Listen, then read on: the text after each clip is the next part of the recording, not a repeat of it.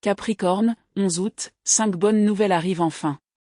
Et si ce que vous preniez pour un retard n'était en réalité qu'une préparation? Et si cette porte que vous voyez toujours fermée n'était pas une punition? Et si c'était une protection? Et si toutes ces années passées à gérer la situation discrètement, sans applaudissements, sans reconnaissance, sans que personne ne se soucie de votre bien-être, n'avaient pas été vaines?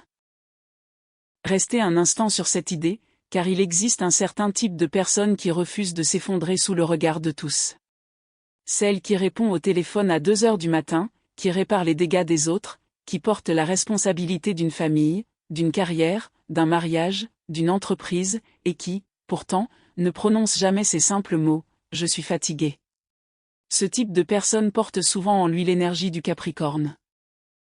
Et cette personne est généralement en proie à une fatigue si profonde qu'elle reste invisible aux yeux de tous. Si cela vous semble familier, alors écoutez bien ceci. 11 août, 8 novembre. Dans les traditions spirituelles et astrologiques, cette période revêt une signification symbolique liée à la porte du lion. Il s'agit d'un symbole, non d'un événement scientifique, et certainement pas d'une garantie de ce qui vous attend. Cependant, les symboles ont leur importance car ils mettent des mots sur des expériences et des émotions que nous ressentons peut-être déjà. Pour beaucoup, ce symbole particulier semble coïncider avec un moment où quelque chose commence à changer discrètement dans leur vie, même s'ils ne peuvent pas encore expliquer précisément ce qui se passe. C'est pourquoi j'ai souhaité créer ce message spécialement pour le Capricorne. 5 bonnes nouvelles sont à explorer aujourd'hui. 5 thèmes. 5 invitations à considérer votre situation, vos choix, et même vous-même sous un angle légèrement différent. Et le 5e pourrait bien être le message que le Capricorne attend secrètement depuis si longtemps. Je ne vais pas vous dire que l'univers vous doit de l'argent. Je ne vais pas vous garantir que la personne qui vous a blessé vous enverra soudainement un message. Je vais plutôt vous présenter 5 idées que de nombreux Capricornes reconnaîtront sans doute profondément dans leur propre vie, et vous pourrez ensuite décider par vous-même lesquelles résonnent vraiment en vous. Alors, si vous êtes Capricorne, ou si l'énergie du Capricorne a été fortement présente autour de vous, que ce soit par le biais d'un partenaire, d'un parent, d'un enfant, ou simplement à travers la période de vie que vous traversez actuellement, restez avec moi jusqu'au tout dernier message. Car le dernier n'a rien à voir avec la chance. Il vous concerne. Commençons par la date elle-même. Le 11 août s'écrit 8 novembre. Et lorsque nous nous penchons sur le symbolisme du chiffre 8, notamment en numérologie, nous entrons dans un système symbolique destiné à créer du sens plutôt qu'à servir de cadre scientifique. Le chiffre 8 a traditionnellement revêtu une signification particulière. Observez attentivement sa forme. Le chiffre 8 forme une boucle continue qui semble n'avoir ni début ni fin. Tourné sur le côté, il devient le symbole familier de l'infini. C'est un nombre couramment associé au cycle, au retour, à la cause et à l'effet, et à l'idée que ce qui se déplace finit par revenir. Le 8 est aussi traditionnellement lié à la structure, à la stabilité matérielle, à la responsabilité et aux choses qui se construisent au fil du temps plutôt que de nous être simplement offertes. Et si vous comprenez un tant soit peu le Capricorne, cela devrait déjà vous sembler étrangement familier. Il y a ensuite la porte du lion. L'histoire traditionnelle est généralement décrite ainsi. Chaque année, début août, le soleil traverse le lion, le signe représenté par le lion. À peu près à la même période, Sirius, l'étoile la plus brillante visible dans notre ciel nocturne, se lève selon un alignement particulier par rapport à la Terre. La civilisation égyptienne antique portait une attention particulière à Sirius, car son retour dans le ciel d'été coïncidait avec la crue du Nil. Et cette crue était liée à l'événement qui a permis à toute la civilisation de se développer. L'eau. Récolte. Survie. Renouveau. Je tiens à être très clair sur un point, car je crois que vous méritez l'honnêteté plutôt que des discours spirituels exagérés. Sirius n'envoie pas une vague de transformation par la fenêtre de votre chambre. Ce sont des cadres symboliques que les êtres humains ont développés au fil des millénaires pour tenter de comprendre le temps, le changement, les cycles et l'expérience de la vie. L'astronomie nous indique la position réelle des étoiles. L'astrologie crée des interprétations de la signification symbolique que ces mouvements pourraient avoir pour nous. Ce sont deux choses différentes, et je ne prétendrai pas qu'elles sont identiques. Mais voici le plus fascinant. Les symboles peuvent encore avoir un impact. Une alliance n'est techniquement qu'un morceau de métal. Un anniversaire n'est techniquement qu'un jour comme un autre. Une résolution du nouvel an n'est techniquement rien. Il s'agit de quelque chose de plus important qu'une décision prise en mars ou en septembre. Et pourtant, ces événements marquent les esprits. Ils créent des seuils émotionnels. Ils nous autorisent à dire: c'est ici que se termine un chapitre, et c'est ici que commence un nouveau. Voilà ce que le 11 août peut offrir. Pas de magie. Un seuil. Et spirituellement, le symbolisme de la porte du lion est souvent lié à 3 idées particulières: le courage, la visibilité et la volonté de se montrer tel qu'on est. Et cela nous amène directement au Capricorne. Le Capricorne est traditionnellement représenté par le bouquetin. Celui qui grimpe avec constance. Pas forcément vite. Sans excès. Sans chercher à impressionner. Juste avec persévérance. Le Capricorne est associé à la discipline, la patience, la responsabilité, les ambitions à long terme et la capacité d'endurer des épreuves qui pourraient décourager d'autres. Le Capricorne construit progressivement, avec soin et justesse. Et très souvent, le Capricorne construit seul. Mais c'est là que la tension devient intéressante, et je veux que vous ressentiez vraiment cette différence. Le lion symbolise la visibilité. Le Capricorne symbolise la fiabilité. Le lion rugit. Le Capricorne travaille sans relâche. Le lion prend de la place. Le Capricorne fait souvent de la place pour les autres, puis finit par dîner debout dans la cuisine.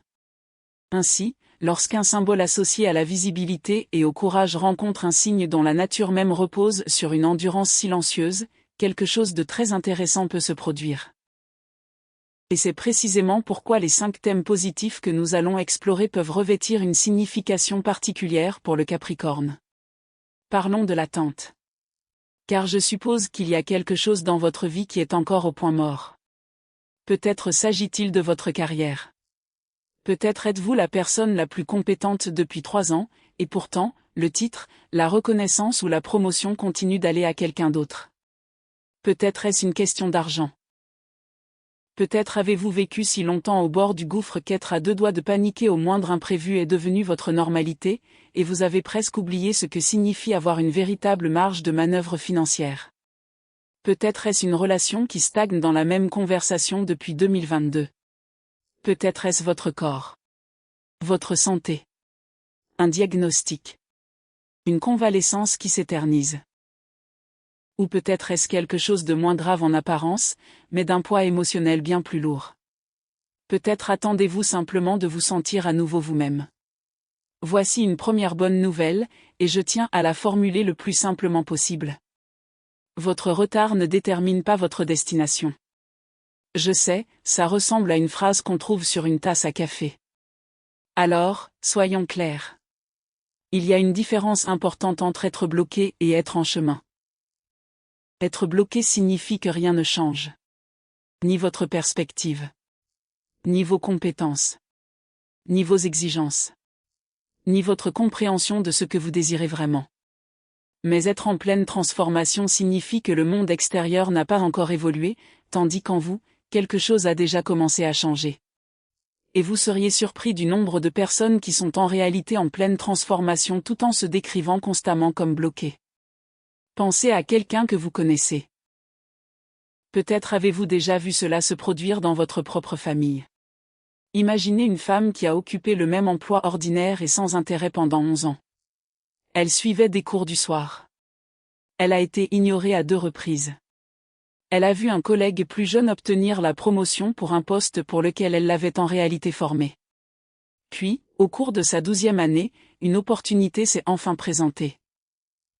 Et elle était la seule personne dans tout l'immeuble à être vraiment prête à la saisir. Non pas parce qu'elle avait soudainement eu de la chance au cours de cette 12e année.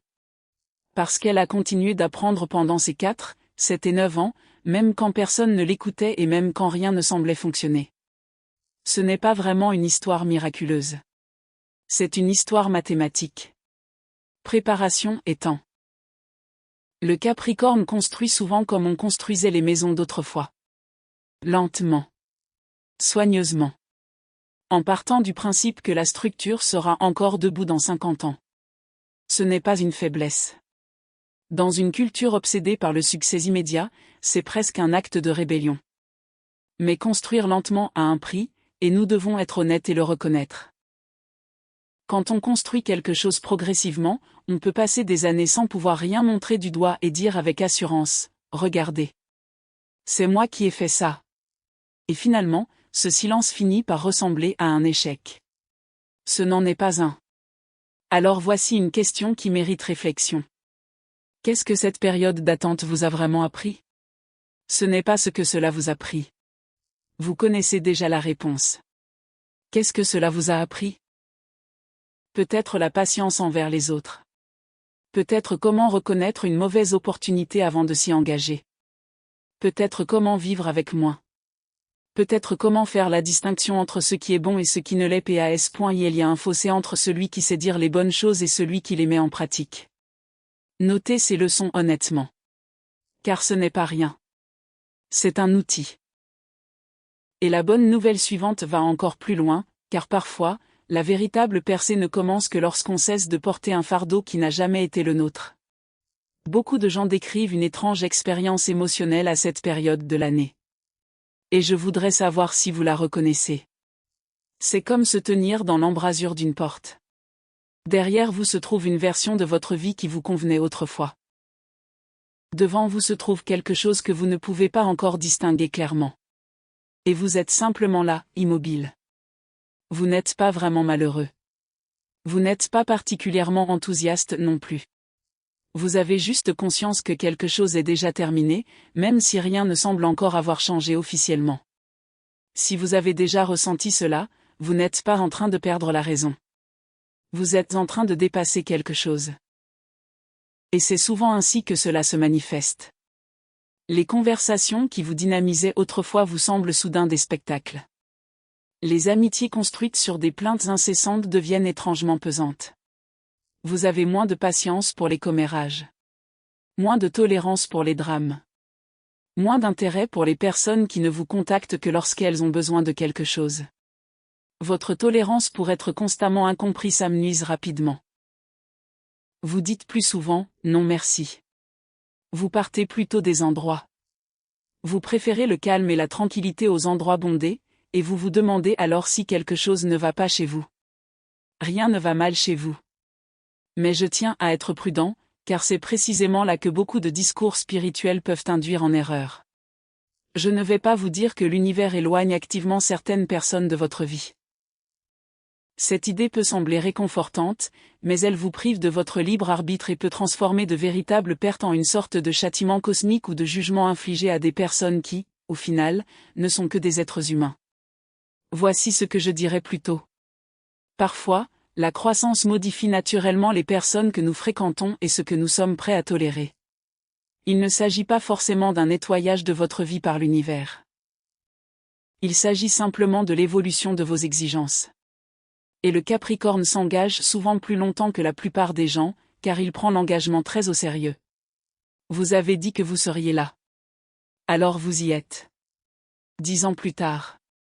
20 ans plus tard. Vous y êtes toujours. Vous continuez à vous présenter pour une version d'une relation qui n'est plus réciproque depuis bien longtemps. La loyauté est belle. Mais la loyauté envers quelque chose qui n'existe plus n'est qu'un fardeau. Voici donc la deuxième bonne nouvelle. Vous avez le droit de cesser d'être la personne que vous êtes devenue pour survivre à tout ce que vous avez traversé. La version de vous-même qui a appris à ne jamais demander d'aide? Vous pouvez laisser cette personne derrière vous. Celle qui s'explique sans cesse, s'excuse à l'excès et en fait toujours plus que nécessaire par peur que quelqu'un ait une raison de partir? Ce rôle est terminé. Et la version de vous-même qui confond le fait d'être indispensable et le fait d'être aimé? Celle-ci a particulièrement besoin de repos. Ces versions de vous-même n'étaient pas stupides. C'étaient des réponses intelligentes à des circonstances réelles. Elles vous ont aidé à survivre. Honorez-les. Et puis, laissez-les se reposer. Se tenir dans l'embrasure d'une porte est inconfortable. Mais l'inconfort ne signifie pas que quelque chose est cassé. Parfois, c'est simplement le dernier moment avant de franchir le seuil. Et si cette description vous semble familière, la troisième bonne nouvelle est peut-être encore plus importante, car elle est intimement liée à la valeur que vous vous accordez. Permettez-moi de vous poser une question qui pourrait vous mettre mal à l'aise. Quand avez-vous ressenti pour la dernière fois une véritable fierté pour quelque chose qui n'était pas une réussite? Prenez un instant pour y réfléchir. Pas une promotion. Pas un projet terminé. Pas une crise que vous avez gérée avec succès. Autre chose. Peut-être était-ce faire preuve de gentillesse malgré un épuisement total. Peut-être était-ce dire la vérité alors qu'il aurait été plus facile de mentir. Peut-être était-ce vous lever un matin où c'était vraiment difficile. Si vous avez dû réfléchir un moment à cette question, sachez que vous n'êtes pas seul. Car il existe un piège particulier dans lequel l'énergie du Capricorne peut facilement tomber. Le voici. À un moment donné, votre valeur a été confondue avec votre productivité. Cela se produit insidieusement. Vous êtes la personne responsable, alors naturellement, on vous confie davantage de responsabilités. Vous gérez les choses, alors on vous en confie encore plus. Et au bout de quelques années, une croyance s'installe en vous. Personne ne le dit forcément à voix haute, mais vous commencez à croire. Je suis précieux parce que je suis utile. Et si je cesse d'être utile, je cesserai peut-être d'être précieux. Si vous laissez cette croyance vous dominer, elle peut contrôler toute votre vie. Elle peut vous maintenir dans des emplois épuisants. Cela vous étouffe. Cela peut vous enfermer dans des amitiés où vous êtes toujours la thérapeute, et où personne ne s'arrête jamais pour vous demander. Comment vas-tu vraiment? Cela peut transformer le repos en paresse. Et cela peut faire passer les limites pour de la trahison. Voici donc la troisième bonne nouvelle, et je veux que vous l'écoutiez vraiment au lieu de simplement la survoler. Vous n'avez pas besoin de vous transformer en quelqu'un d'autre pour mériter la vie que vous désirez. Vous n'avez pas besoin de devenir une meilleure version de vous-même. Vous n'avez pas besoin d'être plus mince, plus riche, plus organisé, plus indulgent ou plus impressionnant.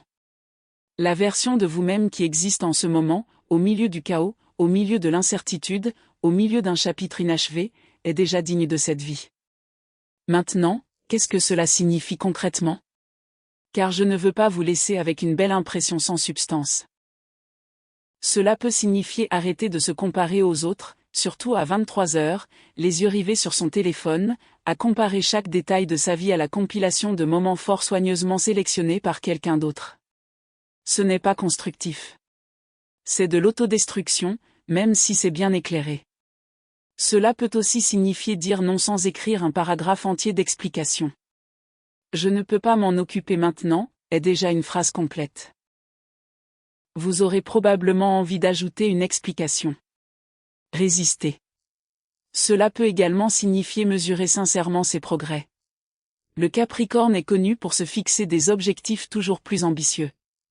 Vous atteignez l'objectif que vous vous étiez fixé il y a 3 ans, et au lieu de vous en réjouir, vous vous en fixez immédiatement un encore plus difficile. Alors, essayez ceci. Notez précisément où vous en étiez en août 2023. Soyez honnête. Puis, regardez où vous en êtes aujourd'hui. Vous découvrirez peut-être que vous avez parcouru un chemin bien plus long que vous ne l'auriez imaginé. Et cela signifie aussi s'autoriser à être vu. Ce qui nous ramène au lion. Le symbolisme de la porte du lion est profondément lié à la visibilité, à l'affirmation de soi et au fait de se révéler au grand jour, plutôt que de simplement être la personne sur laquelle tout le monde peut compter. Pour un signe qui a toujours excellé dans la discrétion, cela peut s'avérer particulièrement difficile. Être visible, c'est s'exposer au jugement. Cela signifie accepter que l'on puisse ne pas vous approuver. Mais il y a quelque chose qui vous attend au-delà de cette peur. On ne peut apprécier ce que l'on cache. On ne peut rendre l'appareil à ce que l'on ne nous donne jamais l'occasion de voir.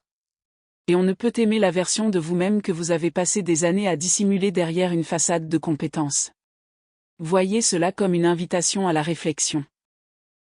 Non pas comme une exigence de transformation radicale. Prenez simplement conscience de la fréquence à laquelle vous vous minimisez. Et puis, peut-être une fois, choisir de prendre cette place. Mais il y a une autre bonne nouvelle que beaucoup de Capricornes désirent secrètement entendre. Et celle-ci est intimement liée à l'abondance.